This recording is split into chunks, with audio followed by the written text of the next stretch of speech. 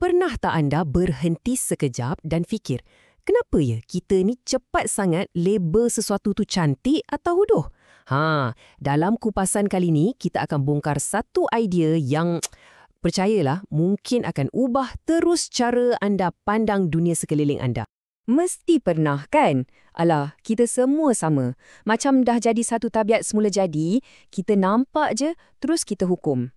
Tapi kan, pernah tak terfikir, agaknya apa yang kita terlepas pandang di sebalik penilaian pantas kita tu? Okey, jadi kupasan kita kali ini sebenarnya nak meneroka satu idea falsafah yang mengatakan pandangan pertama kita tu selalunya menipu. Ada satu realiti lain yang jauh lebih dalam, jauh lebih menarik daripada apa yang kita nampak kat permukaan. Dan inilah dia idea utamanya, terus dari sumber rujukan kita. Bunyi macam pelik sikit kan? Bahawa dalam semua benda, tak kisahlah sehodoh mana pun ia nampak, sebenarnya ada tersimpan satu keindahan sejati. Persoalannya sekarang kat mana? Jadi macam mana sesuatu yang nampak hodoh boleh jadi cantik pula? Menurut sumber kita, kuncinya ialah kita kena faham dulu yang keindahan sejati ni sebenarnya ada dua jenis. Okey, yang pertama kita ada husni bizzat atau senang cerita keindahan hakiki. Yang ni mudah. Ia adalah benda-benda yang memang cantik dengan sendirinya. Tak payah nak persoal. Contohnya pelangi, kan? Tapi yang kanan ni husni bil ghair atau keindahan mengikut akibat. Yang ini menarik. Sesuatu tu dianggap indah bukan sebab rupa dia, tapi sebab hasil atau akibat yang dicetuskannya. Saya tahu. Bunyinya macam teori sangat kan? Tapi jangan risau. Sumber kita bagi satu contoh yang sangat-sangat jelas daripada alam semula jadi untuk kita faham betul-betul konsep ni.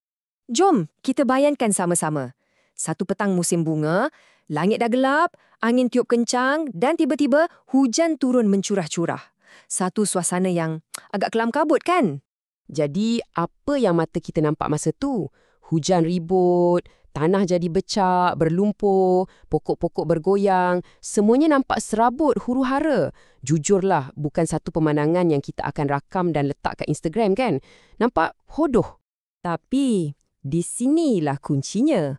Petikan ni seolah-olah berbisik pada kita. Tunggu dulu. Jangan tengok yang luar je. Cuba intai sikit apa yang ada kat sebalik tirai yang nampak tak menarik tu. Ada cerita lain yang sedang berlaku.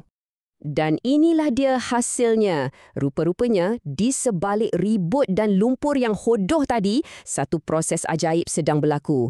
Hujan tu sedang menyiram benih-benih yang bakal melahirkan ribuan bunga yang cantik. Inilah contoh paling sempurna untuk keindahan mengikut akibat.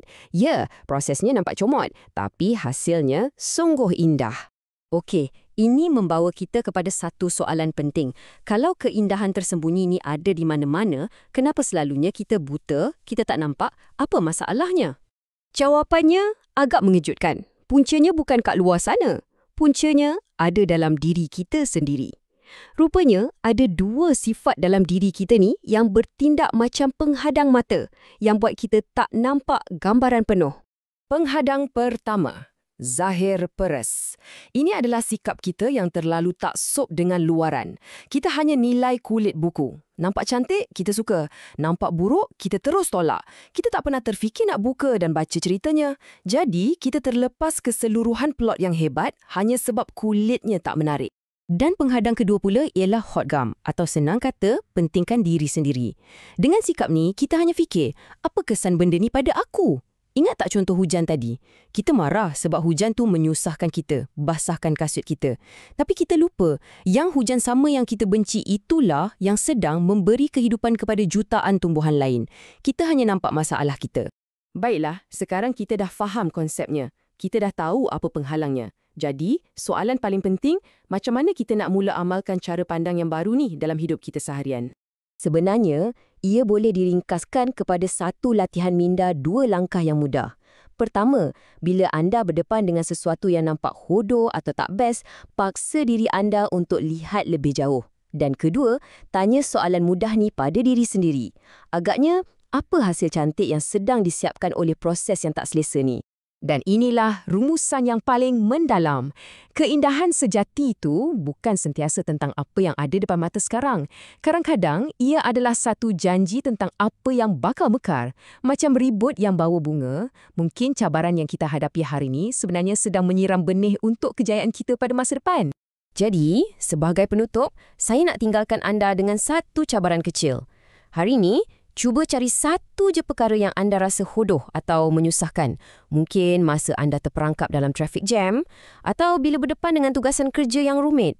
Berhenti sekejap, tarik nafas dan cuba cari apakah keindahan tersembunyi yang sedang menanti di sebaliknya.